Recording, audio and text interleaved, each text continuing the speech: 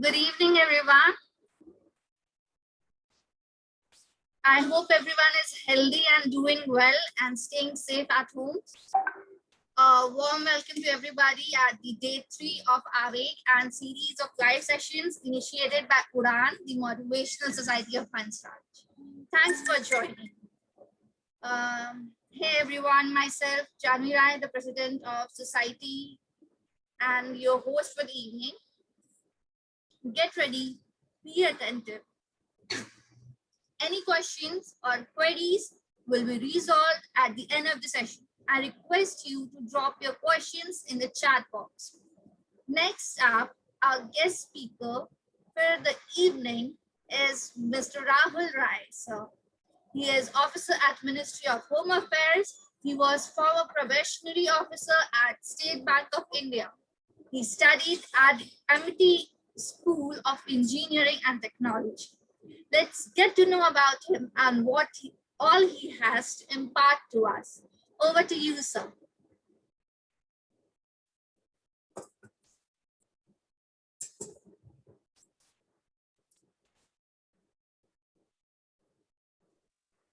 Hello. Yes, sir. Yes. Am I audible? Yes, sir. You're perfectly audible and visible. Hi, Janvi and everyone. Thanks for inviting me. And it will be great if this session is of some help in you people deciding your careers and like quenching your thirst for career or knowing about the career options and all. Am I audible, right? Yes, sir. Okay. So what all would you like to know? Just give me a hint that what is the regular session like? So we are having some questions collected through Google Forms. So I will be reading, if you wish, I will be reading those questions for you. No, just tell me like what is a regular session like and like what all you people would like to know in just a gist of that. Later on we can skip to the questions.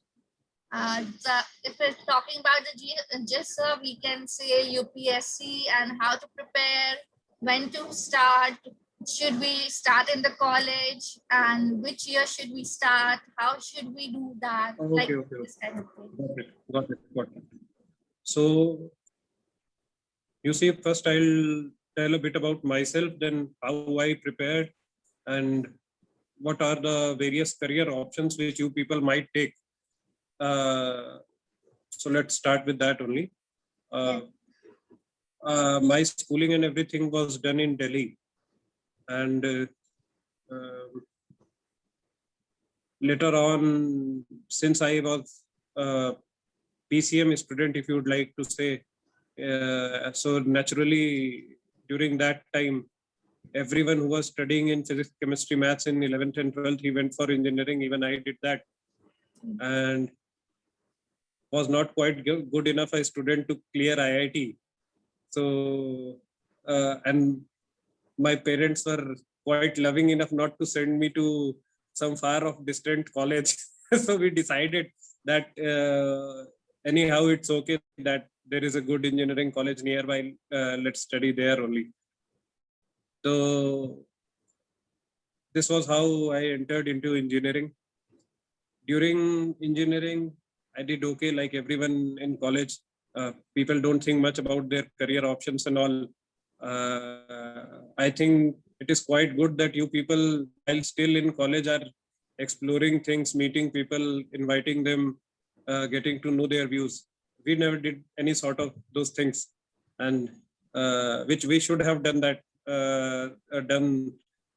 by that time. Anyhow, so later on, after I completed my engineering, I was placed in HCL Technologies as software engineer. And at that time, it was around 2012, 11. In 2011, I was placed and I was to join in 2012 mid-year. So the salary package they offered me was around 3.5 lakhs in 2012. It comes around 30K per month. So I was not very enthusiastic that what will happen in this 30K. Let's try something else. So I was exploring all this, talking to my parents. My father is also in government services. So he encouraged me to try for the government jobs and prepare for UPSC, SSC. I was not knowing anything by that time. He explained to me that what are all those things. Later on, the hierarchy of the government system, where you want to enter, what are your own, what is your own assessment of where do you stand, or what you would like to clear, if I must say. So gradually I started preparing. Right just after college, I started preparing. But the thing is that one should keep in mind, never keep all your eggs in one basket. This is a saying. So whenever you prepare for anything, while it is UPSC, SSC, or anything, some might like a career in banking. They might go for that. Some might like to become an officer in Reserve Bank. People might prepare for that, but never prepare only for a single exam, because you are never so sure. And as you can see that there are millions of aspirants right out there, so one can never be sure. So always prepare and keep a backup option also there. And similarly, I also started preparing in around end of 2012. Around November, December, I started preparing for civil services. And at the same time, I was also solving questions for quantitative aptitudes and all, so that if not UPSC, then what? Something should be there. Some backup option should be there. You cannot just sit at home. So while preparing, I also appeared in many other exams. And one of them was State Bank of India PO exam. State Bank conducts a different exam, and other banks, they club their positions, vacancies, and conduct IBPS exam for the PO vacancies. IBPS PO, I think it was called at that time. I don't know what it is called right now. So State Bank was offering a much better salary package of around 8.5 lakhs at that time. So I said, okay, why not go for this also? So, okay, when you prepare in a right direction and you have a certain bit of guidance from, I had guidance from my father, and I never attended any coaching or anything for any of these things. So things will turn out great if you are hardworking and everything. You'd burn that midnight oil, everything will fall in place. So later on in 2013, I joined State Bank of India as probationary officer around September. Thereafter, after I joined them, I felt that banking is not the place for me. I didn't find myself suitable for that kind of job. So I left State Bank of India in February 2014, around after 5 months of working. And again, I started preparing for civil services. One great challenge while working in banking is that you don't get much time. If you want to prepare while simultaneously working somewhere, you have to find a job which gives you ample time. Like many people prepare while in job. They are working somewhere, they are doing some sort of freelance work, anything. But the work should be such like it gives you ample time to prepare. Once you are into banking, it is quite hectic. It won't allow you that. So even I took all my books. I was posted in Gujarat. I took all my books with my belongings and everything. But I don't think I opened those books even more than 10 times during my 5 months of stay. So it was not helping, and I left banking and started preparing again. In 2014, I again appeared in UPSC for the first time after preparing for my optionals and all. My optional was history. I prepared for that GS and everything. For GS, I joined coaching in Old Rajendra Nagar. If you people must be knowing that it is near Karol Bagh. Vaji Ram, Ravi and everything, it is nearby only. So I started preparing GS from that. Old Rajendra Nagar, there was a coaching called Career Point. So there, after a month of coaching, I felt that coachings are not of much help. Okay, they can give you some sort of direction and everything, but first thing is that they are overcrowded. They are overcrowded with people of every sort of IQ. From zero to, I don't know what is the highest limit. From zero to that limit, people are always there. They'll keep on asking silly questions. Some will ask good questions. Some will be asking questions which you already know. So eventually, after the class, I don't think how much help it is that after a suppose 2 hours session, mostly I found that 1.5 hours were completely futile, and maybe 30 minutes or something were good enough for me. So I eventually stopped going and attending those classes and started preparing myself. Yes, but for those who don't have any experience, they have not competed anywhere, they don't have anyone to guide. Coaching is a good way to keep in sync with the surroundings. What all people are doing, what is the competition like, people are following which books. Coaching keeps you in that track. For that thing, coaching is quite helpful. But apart from that, I don't think it is study wise or preparing your content, preparing yourself. I don't think, my personal opinion is that preparing coaching is not much of it. And people find that people think that even while I was preparing, people feel that okay, I'll join this coaching, this particular coaching. This is panacea for all my ills. It will help me to clear civil services. It is not like that. You join at whatsoever place under guidance of any teacher. It is you who will have to prepare, and it is you who will have to work hard. Whatever the coaching will say, the teacher might come and go, he will explain a few topics, but it is not like that. Whatever he says, it will be coming into exams. You will have to, if he talks about India, you will have to study Pakistan, Nepal, Bangladesh, Bhutan and Sri Lanka through your own hard work. Teacher will not teach you everything. At this stage, you people might be understanding that it is not about spoon feeding, and there is no particular exam or set of questions which are going to be asked. Anything and everything is asked under the sun by UPSC, so better be prepared for that also.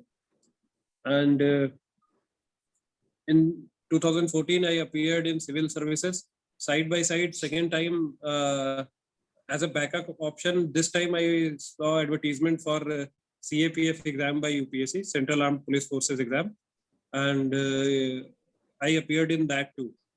My decision was based on the fact that earlier what I was doing was I was preparing for UPSC and then preparing for other exams which required certain other skill sets, like they were quant dependent or English grammar and whatever, they were heavily dependent on that. So it was interfering with my studies. This time I chose, I was planning between civil services, Indian Forest Services and CAPF, because all these exams, they have similar study structure. The thing with forest services is that you need some optional like forestry, agricultural science and all this. So I was not having any experience in that, so I decided to skip that. And CAPF, it doesn't require anything else apart from the UPSC prelim syllabus. CAPF syllabus at that time, I don't know what is the current exam pattern right now. In 2014, it was like the GS part was cut copy paste of the civils prelim, and other things like quantitative aptitude and English and comprehension, Prezi and all this, they were very small in percentage marks wise. So I think a person with good enough abilities, having a sound academic background, he can compete in that quite easily. So later on, the results, etc., phase by phase came, and it was good thing for me that I secured All India rank 4 in CAPF exam. So in CAPF, you have certain services, like if you would like to know this, hierarchy or the division among services. Civil services caters for all the civil posts in the higher civil posts in the government of India. And for the fact higher means government jobs are classified into Group A, Group B, and Group C. So Group A being the highest one and Group C being the lowest, and Group B is the middle management skill sort of. So most of the Group B posts and Group C posts, they are recruited through UPSC. And Group A posts, they are usually recruited by UPSC. And in those Group A posts, there are around 50 to 60 services, 70 services, I think. And out of those 70 services, around 22 or 23, they are clubbed in civil services. Then you people must be knowing there is NDA for the defense services. And then there is a combined medical exam for the medical services and engineering services exam for the many engineering services in government of India. And similarly, there is a Central Armed Police Forces exam for the Central Police Forces, which were earlier called as paramilitary forces. These are 5 forces which you can opt as your career option. Currently I am in CISF, and alphabetically, if you say, first one being the BSF, Border Services, Border Security Forces, and second CISF, third CRPF, fourth option is ITBP and Indo-Tibet Border Police, and fifth option is Sashastra Seema Bal, SSB. So these 5 forces, they are responsible for guarding the borders, internal security, and vital installations of the country. So if you would like to classify in between them, there are 3 border guarding forces. One of them is being BSF. It guards the border between India and Pakistan and India and Bangladesh. And Indo-Tibet Border Police, by name it says, it is the border guarding force between India and China. And then there is Sashastra Seema Bal. It is between India, Nepal, and India, Bhutan border. Then there is CRPF. CRPF is the most challenging force of all of these. From every riot, every internal security issue, everything related to terrorist attacks, Naxalite attacks, and anti-Naxal operations, CRPF is into everything. It is like what people refer to as peacekeeper of the nation. So it is the most challenging job in all of these. And last being CISF, in which I am working. CISF is considered as a force which offers you a lot and demands from you very less. So it generally offers you a very comfortable life. So people generally, like in civil services, if someone gets a good single-digit rank or double-digit rank, he will generally prefer for IS and IPS. Similarly, in CAPF exam, if someone gets into the top ranks, he prefers CISF. CISF, most of you, I think, are from Delhi only, living in Delhi. So you can see that CISF working at Metro, Delhi Metro, and Delhi Airport. So in all the government institutions which are near the Rajpath and all, they are secured by CISF. National Museum, Red Fort, all these things, Taj Mahal. So whatever installation is there or anything of national importance, it will be guarded by CISF. All the atomic power plants in India, all the installations of or campuses of ISRO, whether it is Dhirubhai Ambani, what is Sarabhai? Vikram Sarabhai Space Center, that Ambani Reliance Corporate Park in Mumbai. One thing you would like to know, I don't think whether you know already or not. So CISF is the only organization which provides security to the private industries also. Like Ambani has built Reliance Corporate Park in Mumbai. CISF is providing where this whole operation of Mukesh Ambani and all runs. That is also secured by CISF. Infosys is secured by CISF at Mysore, and Bangalore. Similarly, Reliance Jamnagar Industry Refinery, that is secured by CISF.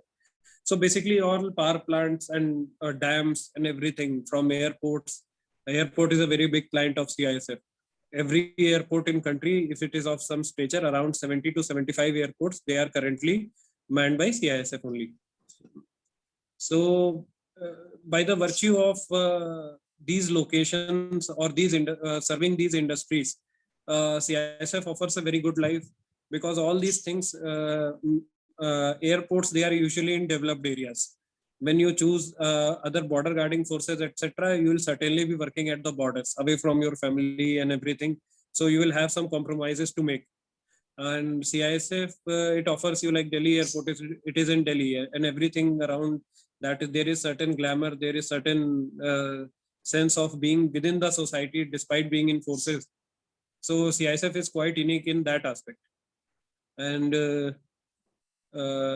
apart from that, currently I am working at the rank of assistant commandant in CISF, which comes under Ministry of Home Affairs. And I think it is a good career option if you people will opt for it.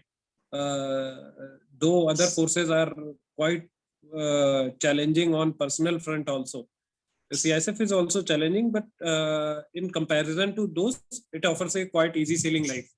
And if you say, when you talk about BSF and IT, BP and SSB, so working at borders at lower officer rank, like assistant commandant is the first skill, then deputy commandant, then commandant, then DIG, then IG, and then ADG and DG. This is the rank hierarchy.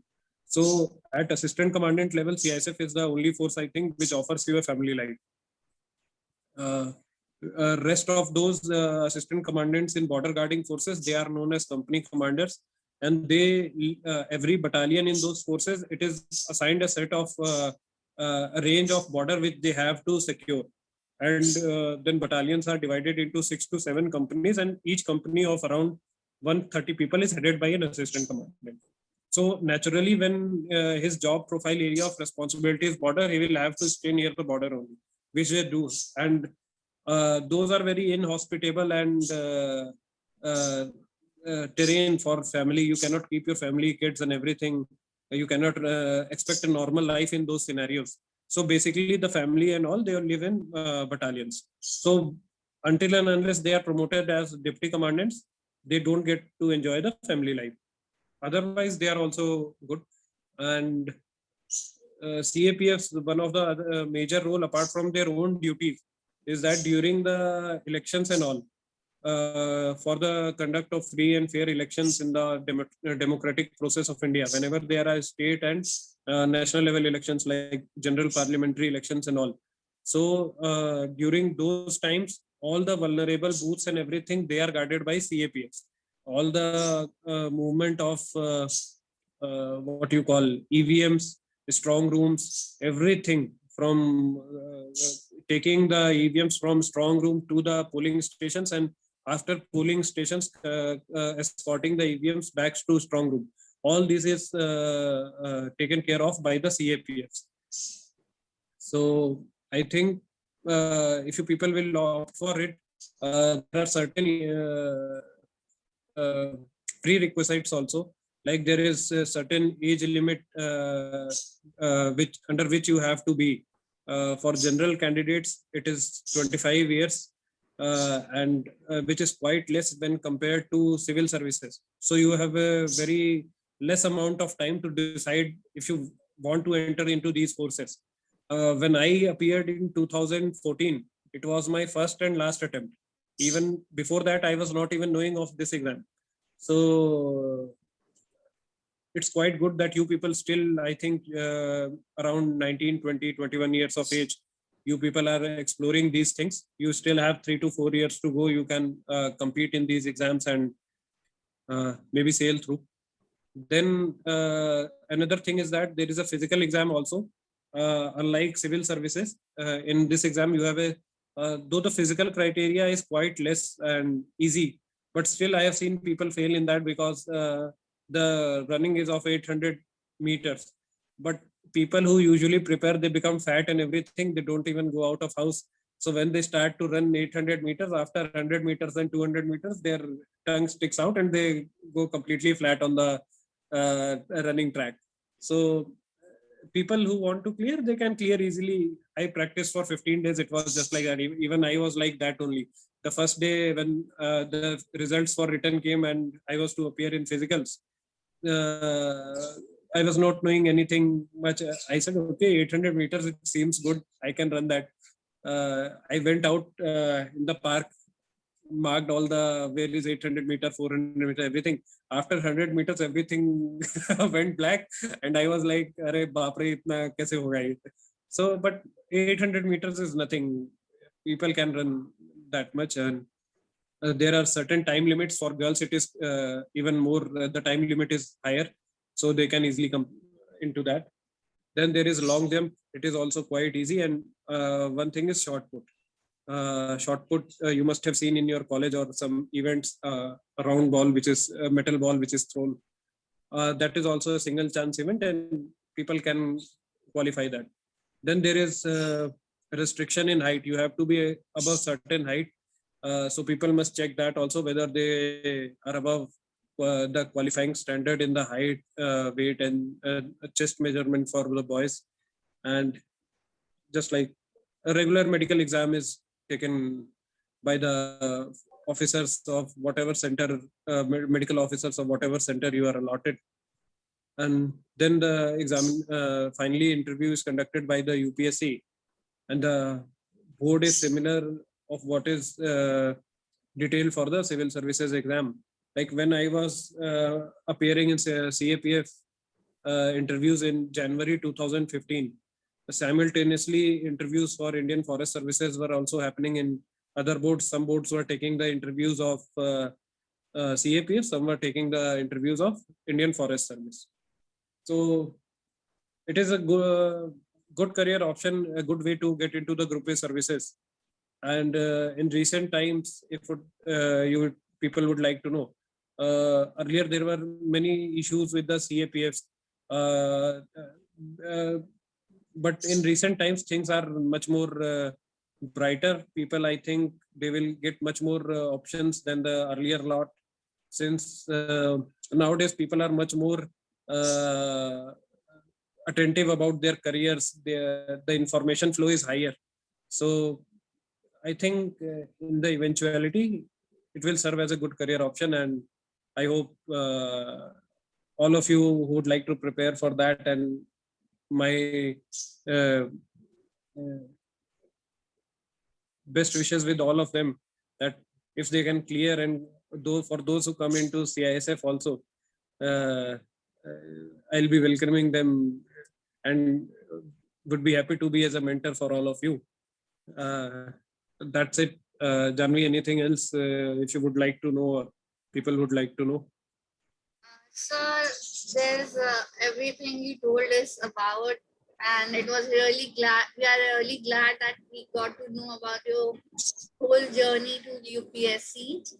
And due to some time constraints, we know sir is a little bit busy, so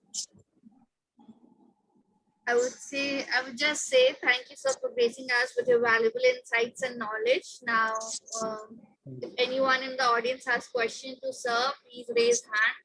I will call them one by one. If anyone has, because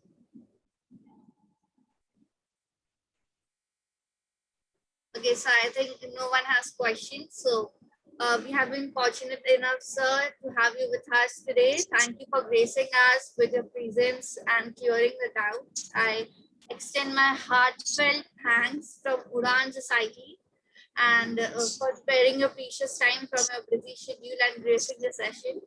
I'm glad to witness such a great participation from audience for this enthusiastic involvement in the live session. Thank you so much for being patient and wonderful audience. Thank you so much, everyone. For your careers and preparations. Thank you. Thank you, sir.